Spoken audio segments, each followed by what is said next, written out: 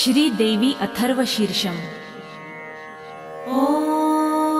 सर्वे वै देवा देवीमुपतस्थु कासित्वं महादेवीति सा ब्रवीत् अहं ब्रह्मस्वरूपिणी मत्तः प्रकृति पुरुषात्मकं जगत् शून्यं चाशून्यं च अहमानन्दानानन्दौ अहं विज्ञानाविज्ञाने अहं ब्रह्मा ब्रह्मणि वेदितव्ये अहं पञ्चभूतान्यपञ्चभूतानि अहमखिलं जगत् वेदोऽहं वेदोऽहं विद्याहं विद्याहम् अजाहं नजाहम् अधश्चोर्ध्वं च तिर्यक्चाहम् अहं रुद्रेभिर्वसुभिश्चरामि अहमादित्यैर्विश्वदेवैः अहं मित्रावरुणाबुभौ बिभर्मि अहमिन्द्राग्नि अहमश्विनाबुभौ अहं सोमं त्वष्टारं पूषणं भगं दधामि अहं विष्णुमुरुक्रमं ब्रह्माणमुत्प्रजापतिं दधामि अहं दधामि द्रविणं हविष्मते सुप्राव्ये यजमानाय सुन्वते अहं राष्ट्री सङ्गमनी वसुनां चिकितुषी प्रथमा यज्ञियानाम् अहं सुमे पितरमस्य मूर्धन्मम योनिरस्वन्तः समुद्रे य एवं वेद स दैवीं सम्पदमाप्नोति ते देवा अब्रुवन् नमो देव्यै महादेव्यै शिवायै सततं नमः नमः प्रकृत्यै भद्रायै नियता प्रणता स्मताम् तामग्निवर्णां तपसा ज्वलन्तीं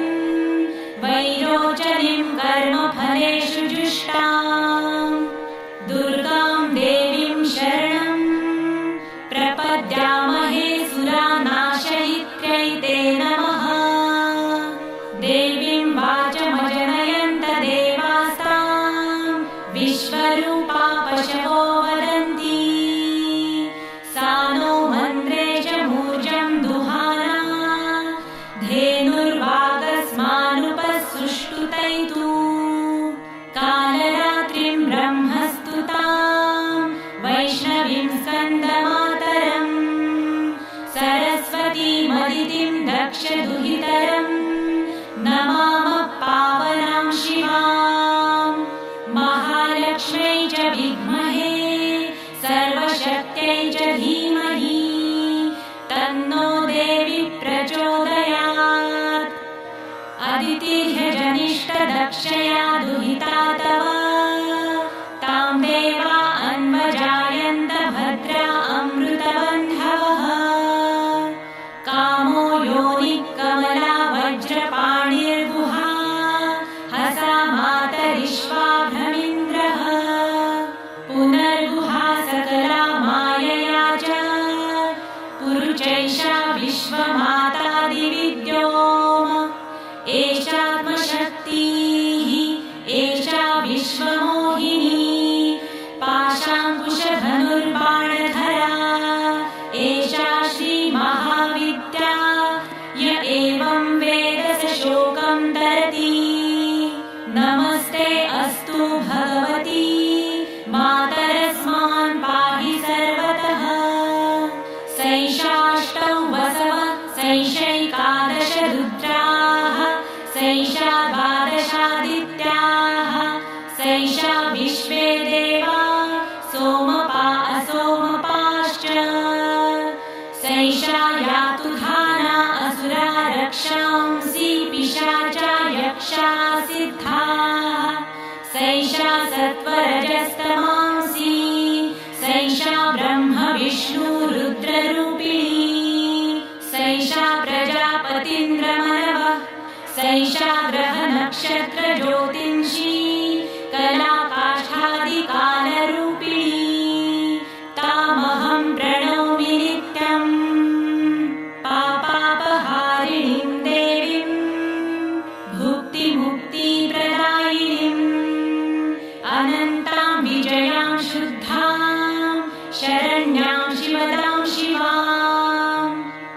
षडधिकारसंयुक्तं वीतिहोत्रसमन्वितम्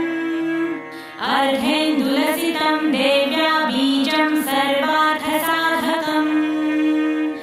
एवमेकाक्षरं ब्रह्म यतयः शुद्धचेतसः ध्यायन्ति परमानन्दमया ज्ञानाम्बुराशयाः वाङ्माया ब्रह्मसुस्तस्मात् षष्ठं वक्त्रसमन्वितम् सूर्यो वामश्रोत्रबिन्दु संयुक्तष्टा तृतीयकाः नारायणेन सम्मिश्रो वायुश्चाधरयुक्ततः विच्चेदवार्णकोणस्यान्महदानन्ददायकः हृत्पुण्डरीकमध्यस्थां प्रातः सूर्यसमप्रभां पाशाङ्कुशधरां सौम्यां वरदाभयहस्तकां त्रिनेत्रां रक्तवसनां भक्तकामदुहां भजे नमामि त्वां महादेवीं महाभयविनाशिनीं महादुर्गप्रशमनीं महाकारुण्यरूपिणीं यस्याः स्वरूपं ब्रह्मादयो न जानन्ति तस्मादुच्यते अज्ञेया यस्या अन्तो न लभ्यते तस्मादुच्यते अनन्ता यस्या लक्ष्यं नोपलक्ष्यते तस्मादुच्यते अलक्ष्या यस्या जननं नोपलभ्यते तस्मादुच्यते अजा एकैव सर्वत्र वर्तते तस्मादुच्यते एका एकैव विश्वरूपिणी तस्मादुच्यते नैका अत एवोच्यते अज्ञेयानन्ता लक्ष्या जैका नैकेति मन्त्राणां मातृका देवी शब्दानां ज्ञानरूपिणी ज्ञानानां चिन्मयातीता शून्यानां शून्यसाक्षिणी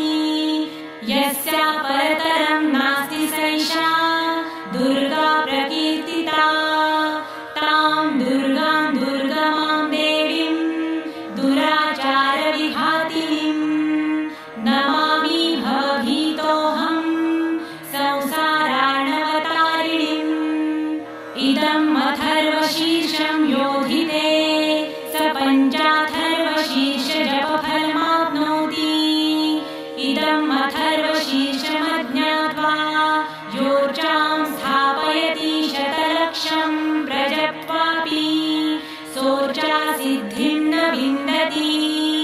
शतमष्टोत्तरं चास्य पुरश्चर्या विधिः स्मृतः दशवारं पठेद्यस्तु सद्यः पापैः प्रमुच्यते महा